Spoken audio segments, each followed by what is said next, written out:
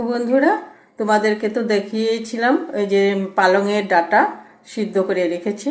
এখন আমি সেটা বানাবো মুগ ডাল দিয়ে। মুগ ডাল ভেজে সিদ্ধ করে রেখেছি আমি। এখন তেল দিচ্ছি প্যানে। তেল দিয়ে এখন আমি সোমবার দিব গোটা জিরা দিয়ে দিচ্ছি, গোটা জিরা আর দেব শুকনা লঙ্কা। তো শুকনা লঙ্কা সিদ্ধ করেছি, আর এদিকে ডাল সিদ্ধ করেছে, টমেটো দিয়েছি ডালের মধ্যে, টমেটো লবণ দিয়ে সিদ্ধ করেছি। এটা এখন ঢেলে দেব।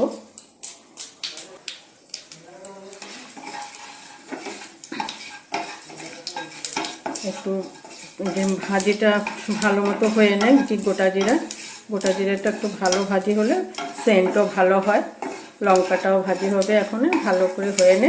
এখন আমি ডালটা ঢেলে দিব। দেখতে পাচ্ছ, ডাল ঢেলে দিচ্ছি।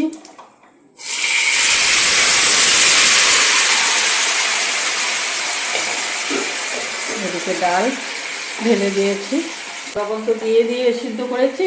হলুদ দিব, হলুদ তো দেইনি, এখন হলুদ দিব। আর দিব কি, এখন পালংয়ের ডাঁটাগুলো এখন আমি সিদ্ধ করা জল সহ ঢেলে দিব। দেখো, যে জল সহ সিদ্ধ করে রেখেছিলাম, এটা ঢেলে দিব। তো